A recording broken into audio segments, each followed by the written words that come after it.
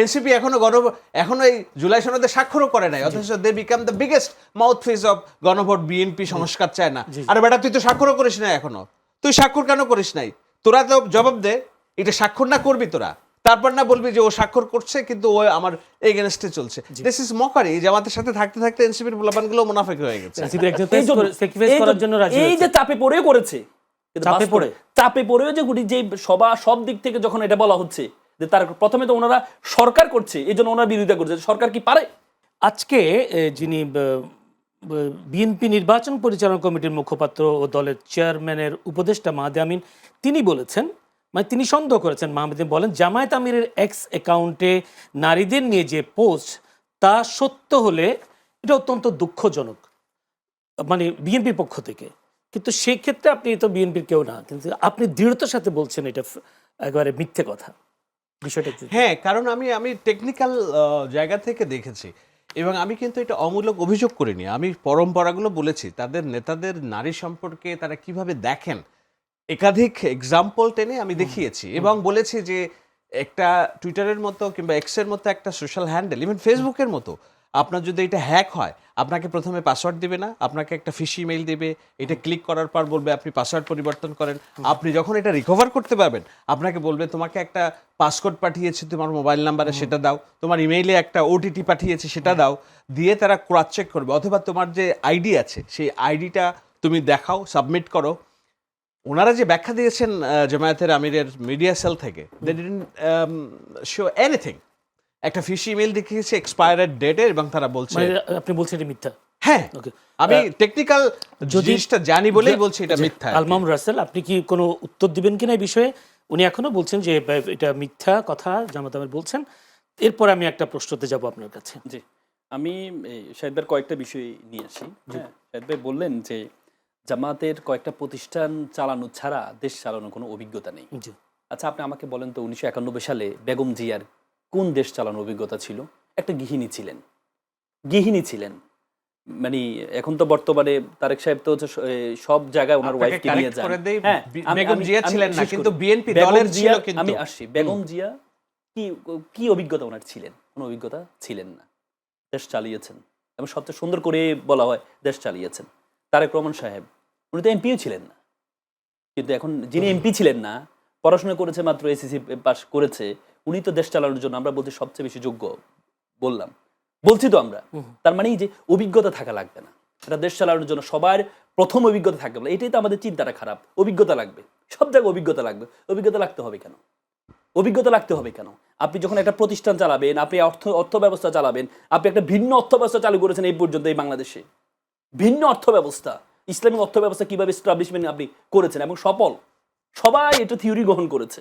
আপনি তো করেছেন। তো আপনি সব ক্ষেত্রে জামাত যে প্রতিষ্ঠানগুলোতে হাত দিয়েছে সেই প্রতিষ্ঠানগুলো স্বর্ণ আকার ধারণ করেছে। যেখানে দেখবেন আপনি হসপিটাল সেক্টর বলেন, শিক্ষা প্রতিষ্ঠানে বলেন, যেখানে হাত দিয়েছে জামাত সেখানে সুন্দর হয়ে গিয়েছে। কেন? আমাদের শাহেদ ভাই বলল অন্য ব্যাংকে 15 থেকে 16%, 17 থেকে 18%, আর ইসলামী ব্যাংকে মাত্র 3 থেকে 4%।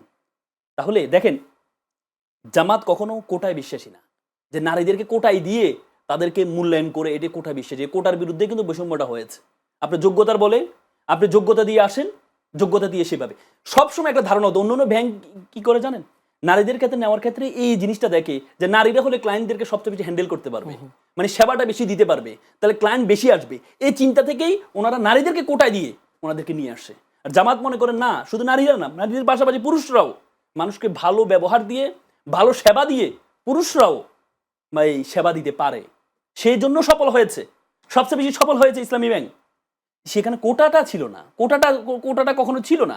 যোগ্যতার বলে যারা আসছে একসাথে পরীক্ষা দিয়েছে, তখন তো জামাত বলে দেয় না যে আমরা পরীক্ষা নিচ্ছি শুধুমাত্র ছেলেদের জন্য, পরীক্ষা নিয়েছে সবার জন্য পরীক্ষা নিয়েছে। যারা তার যোগ্যতা বলে আসে, জামাত তাদেরকে, এই ব্যাংক তাদেরকে গ্রহণ করে নিয়েছে, প্রতিষ্ঠানগুলো তাদেরকে গ্রহণ করে নিয়েছে। তাহলে এই জিনিসগুলো তো হচ্ছে আসলে মানে এগুলো হচ্ছে আমরা বলি, মানে ওই সাহেব আরেকটা বিষয় বললো যে ক্যামেরা হারাম বলেছে। কে বলেছে ক্যামেরা হারাম? কখনো জামাত কখনো বলেছে? আমরা যে হজে যাই, আমরা কি ছবি তুলি না? ছবি তোলা ছাড়া আমরা কি হজে পাঠাইতে পারি? পাসপোর্ট করার সময় করি না আমরা? যদি কোনো একটা ডকুমেন্ট দেখাতে পারে সেখানে বলেছে যে ক্যামেরা যাওয়া হারাম, কারণ আপনি পর্দায় থেকে আল্লাহ রাসূলের স্ত্রী, আয়েশা রাদিয়াল্লাহু তাআলা আনহু জঙ্গে জামাল যুদ্ধে অংশগ্রহণ করেছেন তিনি।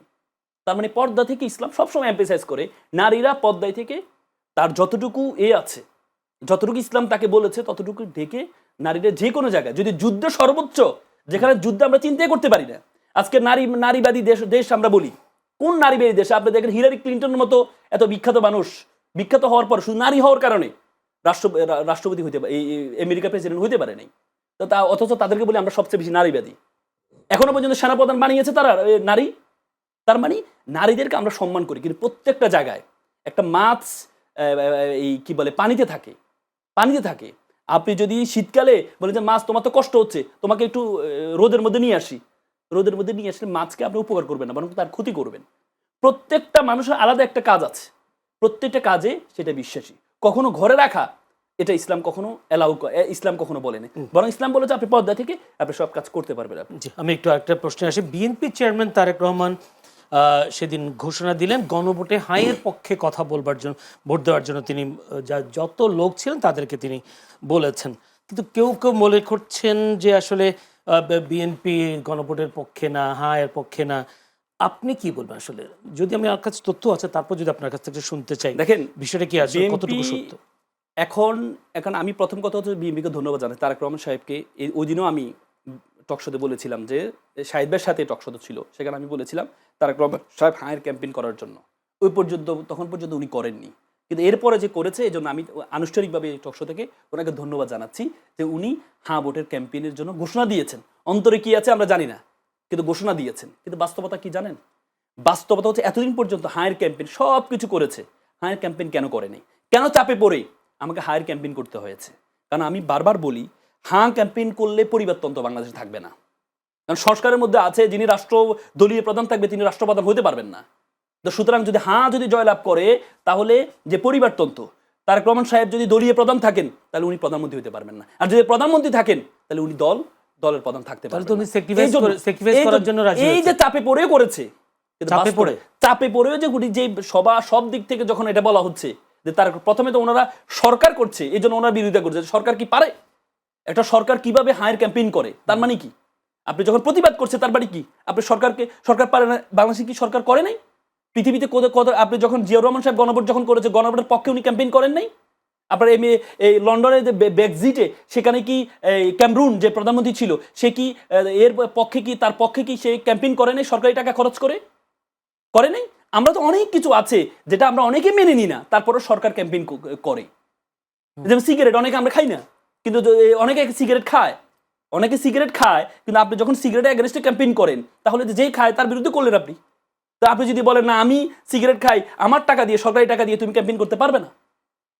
এগুলা তো এজন্য আমরা প্রথম কথা হচ্ছে হ্যাঁ আগামীর বাংলাদেশকে সুন্দর করার জন্য হ্যাঁ গুরুত্বপূর্ণ, কিন্তু আমরা বিদেশে পোস্টাল ব্যালট যতগুলো বিএনপির পক্ষে ধানের শীষে টিক দেখেছি, প্রত্যেকটা টিকের মধ্যে নায়ে টিক আছে। তার মানে কি ইন্টারনাল ভাবে তারা হয়তো বলেছে, এবং কি আমরা এমনও বক্তব্য শুনেছি যদি হ্যাঁ যদি জয়লাভ করে, মানে সাধারণ মানুষকে বোঝাচ্ছে যে হ্যাঁ যদি জয়লাভ করে তাহলে বিসমিল্লাহ থাকবে না, ইসলাম থাকবে না। আবার আওয়ামী লীগের যারা আছে তাদেরকে বলতেছে যদি হ্যাঁ জয়লাভ করে তাহলে আওয়ামী লীগ রাজনীতি করতে পারবে না। এভাবে করে করে আওয়ামী লীগের ভোট টানা হচ্ছে, ইসলামের অনুভূতি দিয়ে, ধর্মীয় অনুভূতি দিয়ে এই যে ভোটগুলো নায়ের ক্যাম্পেইন করেছে আমরা দেখেছি। তারপরেও দলীয়গতভাবে যদি ওনারা করেছে এই জনতাকে আমরা সাধুবাদ জানাই। এটা যেন অন্তরে বলে না, অন্তরে এক মুখে আরেক। আমি আর মুনাফিক শব্দটা ওনারা বেশি ব্যবহার করে, এটা ব্যবহার করলাম না। কিন্তু আপনার প্রশ্ন করার আগে রাসেলের কাছে আমি জানতে চাই, তাহলে হ্যাঁ যুক্ত হলে আওয়ামী লীগ বাংলাদেশে রাজনীতি করতে পারবে, তাই তো? না, এটা ক্যাম্পেইন কি করেছে, মানে বিএনপির পক্ষ থেকে আমি বলেছি ক্যাম্পেইন করেছে যে হ্যাঁ যদি জয়লাভ যুক্ত হয় তাহলে আওয়ামী লীগ করতে পারবে। তার মানে কি আওয়ামী লীগের ভোটগুলো আপনি চাচ্ছেন না ভোট দেওয়ার জন্য? না, আমি সাধারণ যারা আছে তারা বিষয়টা জানি না, এই জন্য আপনার কাছে জানতে চাচ্ছি। মানে তাহলে যদি না জিতে তাহলে আওয়ামী লীগ রাজনীতি করতে পারবে, তাই তো? না হ্যাঁ জিতলে আওয়ামী লীগ রাজনীতির সাথে হায় নায়ের কোনো সম্পর্ক না। আচ্ছা, আওয়ামী লীগের রাজনীতির সাথে হায়, আওয়ামী লীগ কি বলে আপনার আদালত থেকে নিষিদ্ধ হয়, আদালত থেকে তাদের কার্যক্রম স্থগিত হয়েছে। আচ্ছা, আদালত থেকে। তো এই হায় নায়ের সাথে আওয়ামী লীগের রাজনীতির কোনো সম্পর্ক না। আমি একটু যদি শাহেদ আলমকে চাইছি, শাহেদ আলম, তারেক রহমান তো অনেকদিন পরে ঘোষণা দিলেন গণভোটে হাইয়ের পক্ষে ভোট দেওয়ার জন্য, কিন্তু তার আগে আমরা দেখলাম বিভিন্ন দেশে, আপনি তো দেশের বাইরে ছিলেন, সে পোস্টাল ব্যালটগুলো তো যদি বলি এখন ভোট দিয়ে অনেকটা চলেও এসেছে। আমি যতটুকু যে 5 লাখ সামথিং হয়তো এখন বাংলাদেশে চলে এসেছে। উনি যেটা বললেন যে অনেকে ধানের শীষে দিয়েছে, অনেকে নাতে টিক দিয়েছেন, ভিডিওগুলো বেশ প্রকাশিত হয়েছে। এখন এটাকে মানে ভুল হলো কিনা সিদ্ধান্তটা, যে এতদিন পর যে মধ্যপ্রাচ্যে যে ভোটগুলো, বিভিন্ন দেশে যে ভোটগুলো, সেগুলো তো অনেকটা না তো পড়েছে, তাহলে একটু মানে ক্ষতি হলো কিনা গণভোটের জন্য, বা বিএনপির দেরিতে সিদ্ধান্ত এটা আমি জানি না গণভোটের ক্ষতি হলো না বিএনপির ক্ষতি হলো। জি।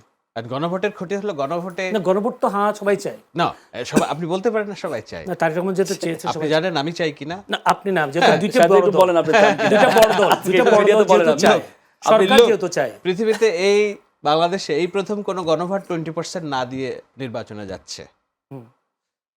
আপনার ভোট হবে 80%, কারণ অলরেডি আওয়ামী লীগের যে 20% ভোট আছে বলে আমরা বিশ্বাস করি, তারা যাবেই না ভোট দেওয়ার জন্য। সো না ভোট 20% অলরেডি কাস্টেড অবস্থায় যাচ্ছে গণভোটে।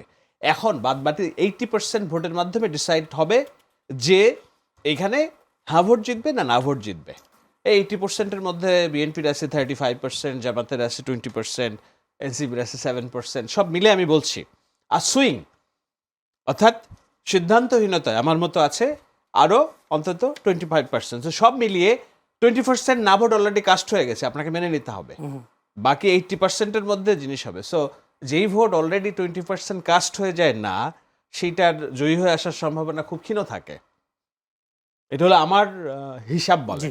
আপনারা যদি বলেন যে না 20% আওয়ামী লীগের ভোট নাই, তাহলে আবার এই হিসাব মিলবে না। বাট আমি যেহেতু মনে করি যে 15 থেকে 20% ভোট আছে, অবশ্যই আছে। সুতরাং তারা যাবেই হচ্ছে এই কেন্দ্রে ভোট দেয়। এখন বিষয়টা হলো যে এখানে বিএনপির লাভ হলো না লস হলো, দেখুন আমি ক্রমাগত বলছি, বিষয়টা হলো গণভোটকে আমি একটা লেবুর মতো দেখি।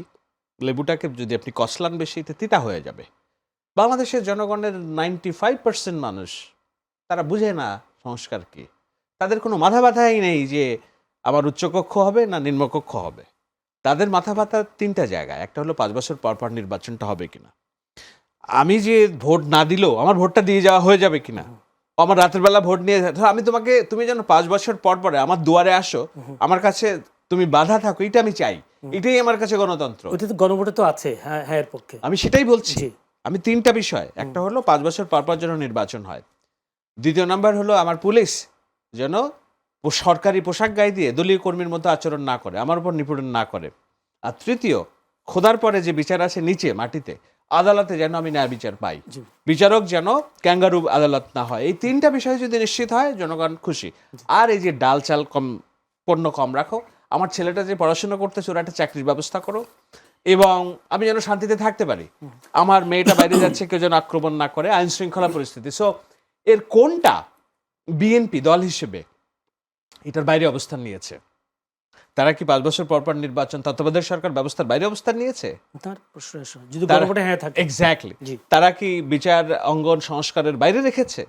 পুলিশকে যে সবার জন্য করা হবে শান্তি স্থিতিশীলতা বজায় রেখে এটা বাইরে রাখা হয়েছে? তরুণদের জন্য 1.5 কোটি তরুণের কর্মসংস্থান, $1 ট্রিলিয়ন ইকোনমি, এগুলো কি তারা বাইরে এগুলোর বিরুদ্ধে বলছে? সুতরাং তারা কেন গণভোটে নার পক্ষে প্রচারণা করবে? ওয়াই? কিন্তু করেছেন তো। আহা, করেছে পেরিফেরিয়াল থেকে। যেমন আমি যদি চট্টগ্রাম বিএনপি নেতা নাজিমুর রহমান, যিনি সচিব একেবারে মহানগরে, তিনি না ভোট দেওয়ার জন্য একেবারে ফেসবুকে পোস্ট দিয়েছেন। Is he leading the BNP? অবশ্যই চট্টগ্রাম মহানগরের সদস্য সচিব, একটা মহানগর সেক্রেটারি সে, সেক্রেটারি। সেক্রেটারি। কিন্তু আমি তো জানি পার্টির অবস্থান থেকে সালাউদ্দিন আহমেদ, মির্জা ফখরুল ইসলাম, এটা তো বলার জন্য মিডিয়া তো। সেল ক্রমাগতভাবে তারা গণভোটের পক্ষে হ্যার পক্ষে কথা বলে গিয়েছে। না আমরা সংস্কারের পক্ষে, আমরা সংস্কারের পক্ষে। এখন ওনারা ইস্যু বানাচ্ছেন জামাত এবং এনসিপি যে বিএনপি সংস্কার বিরোধী। এটা তো নতুন আলাপ না, পুরাতন আলাপ। আমি তো বলছি এনসিপি এখনো এই জুলাই সনদে স্বাক্ষরও করে নাই, অথচ they become the biggest mouthpiece of গণভোট। বিএনপি সংস্কার চায় না। আরে বেটা, তুই তো স্বাক্ষরও করিস নাই এখনো, তুই স্বাক্ষর কেন করিস নাই? তোরা তো জবাব দে, এটা স্বাক্ষর না করবি তোরা, তারপর না বলবি যে ও স্বাক্ষর করছে কিন্তু ও আমার এগেনস্টে চলছে। This is mockery. জামাতের সাথে থাকতে থাকতে এনসিপির পোলাপানগুলো মুনাফেক হয়ে গেছে।